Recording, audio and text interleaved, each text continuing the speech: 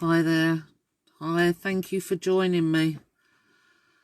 Feels like I haven't done a live for quite a while, even though it was probably the other week. I'm used to being out on the streets, walking, standing up for the children, the people in the country. Hi everyone. Thank you for joining me. Evening. Hi Susie, Brian, Stephen, Jefferson, everyone. Thank you for joining me.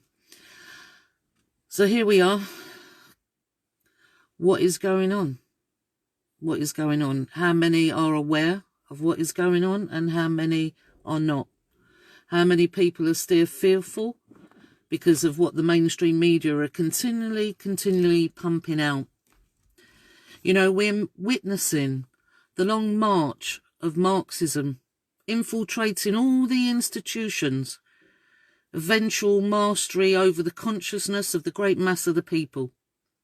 And that will be attained if the communists and their sympathisers gain control of the organs of culture, churches, education.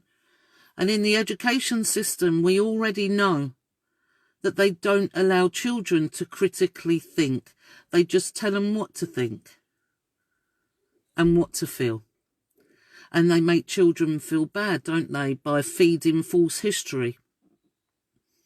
This much I have learned over the last couple of years because of what happened to me. Research, the thing with researching is sometimes people would just research an answer to what they need to know, but you need to go beyond that. Beyond that. It's clear to see that they do not teach children to critically think. You know, the newspapers control that, the magazines, the electronic media, the literacy. I can't pronounce certain things, you know what I'm like. By winning cultural hegemony. Communism will control the deepest wellsprings of human thought and imagination. This is how they do it. Like the oppressor. The oppressor knows they have won when they control the mind of the oppressed. You imagine what it's like to be able to control the media, to have the media at your fingertips, what you can get the masses to believe. Just like in our boys' case, they got people to believe they were at a bus stop. They got people to believe it was just an accident because they was feeding that the very next day in the mainstream media. Subliminal. Call it an accident before you have even investigated, before you have even took all the witness statements. This is how they do it. Those who can get you to believe absurdities can get you to do atrocities. Now think about it. We have collective submission. We have collective grassing. When did Britain become a country full of grasses? It's meant to be the country of the brave. Country of the brave. Collective lockdown. It's now individualism against collectivism. Can you not see what's going on and what they are doing? What they're doing to everyone. And they used political correctness as a tool for that. And all that did was stifle debate. Thank you, Nora. Thank you. I will see you soon. Absolutely a communist trick, Keith. Tell the lie big enough. Tell it long enough. They will get you to believe. And that is what's going on. And what they will also do, and I've already seen them do this, is they will blame you. They will blame you. They will abuse and use your emotions. They will tell you that you asked for lockdown. They will tell you you put pressure on the politicians. You have to see how it works. You have to see. Look at Google. Google and Facebook, they must have over 85% of the world's traffic going through them. They manipulate algorithms. They just show you what they want to show you to see. on my page, I'm lucky enough to have people follow because they want to hear about Out Boy's story, or when we're out there at the Yellow Vests. Not just this Fighting for Justice page, on my own page where there's about 13,000 people, 5,000 on my friends list, and I think it's nearly 8,000 followers. I'm very lucky and I'm very grateful for that. But I'll get about sometimes 6 shares on my live feeds because it's continuous censorship. You know, right now they've lied so much, I don't really know who won the Second World War. Because it feels like we live in Germany, UK, and they're using a germ to control everyone. Fascism is more properly called corporatism, because it's the merger of the state and corporate power, and this is unfolding before our eyes right now. Before our eyes. Now, I'm going to show you something that I've just found. Just to say, I tried to join myself to that VK, and I put my number in and my details in, and it said suspicious activity. So right now I haven't been able to join that. And I want to show you something. I want to show you some factual evidence, and you have to research to find these things, yeah, and make sure that what you're sharing, you check out. Don't just share a link because they play it clever. Someone shared something the other day of what looked like police putting down their shields and helmets and standing with the people, but it was from 2014. So they also do this intentionally, yeah, because they want to make the truth tellers look stupid. So research everything you read, you see, or anything like that. Now I want to show you this, and I'm going to post these links to these pages after this live feed. This one here is from the NHS website, the NHS, and it states this: the fact that COVID-19 is a notifiable disease under the Health Protection Regulations 2010 does not mean referral to a coroner is required by virtue of notifiable status. So what they're telling them is that COVID-19 is notifiable. It's a notifiable disease. This was done on the 31st of March, right? 31st of March. They notified them that it was a notifiable disease, but they don't have to notify the coroner, right? On here, which is the Public Health for England, and this was updated on the 23rd of April. There you have COVID-19, a notifiable disease. Right, now we're going to go to their act, which they will tell you is law, right? And remember, it's still governed by consent. You just say no. You don't consent. Say no, right? So this is the coronavirus bill that they did and passed on the 25th of March. And it states this: requirement to an inquest to be held with a jury if senior coroner has reason to suspect death was caused by a notifiable disease.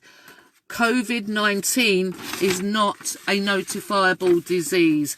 They have written in this act what they say is law. That is a clear lie. It's a lie. And the proof to the lies are here. So people are dying. Sadly, they are dying, but they are dying with underlying other conditions. There's enough evidence out there to see it. I've looked for it. I've shared it. I've made a video on my page so you can see it. And they are just writing COVID-19 on the death certificates. They are telling the NHS they don't have to notify the coroner. They are telling the people in their act, which they tell you is law, which they're lying in, that no inquest by jury because it's not a notifiable disease, and it is. This is to stop families questioning. Now, there's plenty of families out there that have lost their loved one. And you can see online that they're not happy and they don't believe it was COVID-19. And then they will be told, well, it's not a notifiable disease and you can't have an inquest by jury from the coroner. Yes, you can, because their act is a lie.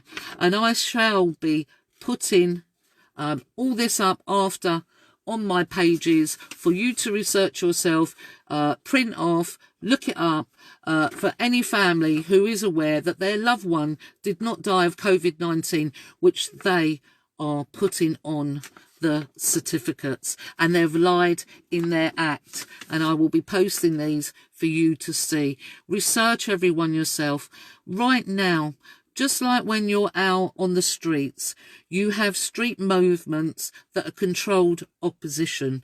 Because to control the opposition, you have to become the opposition. This is how they play their psychological games. They are also doing it with this COVID-19. There is people speaking out right now, doing live feeds, letting you know that this isn't true, or it's this, or it's that. They're controlled opposition. Yeah, I can clearly see it. I can clear what they're doing, getting you to sign up to this, getting you to sign up to that. Everyone should be standing up because they are eroding our rights. And in these laws that people don't know about consent, yeah, and about the fact that they made you a corporate entity, which they class as a person, then don't ever class yourself as a person. There are ways out of this, but the best way out of it would be everyone up tomorrow. This is your country, not their country. They don't care about this country. This country is yours. Your forefathers fought for it, and many died for it. It is not their country. They are traitors, they're tyrants, they are brutes, and they are dictators. Everyone should get up tomorrow, get out, mingle, shake hands, open up your small businesses that they're going to take from you, leave you on the breadline. They're going to bring in a cashless society, total control with your money. Everyone should take their money out, start bantering amongst yourself and live the way you should. You will get justice that way. I would get justice that way by having a grand jury. We did that for our boys. We've done a grand jury and we got 12 out of 12. That should have given us an indictment in our own, what they used to say, fantastic British law. No, there is no justice in the justice system for us. And they've created all these divides between all the people, all the communities, intentionally. There's never been no white privilege, and there was no white privilege towards my son or us as families. There's never been none. The only white privilege out there is in the political class.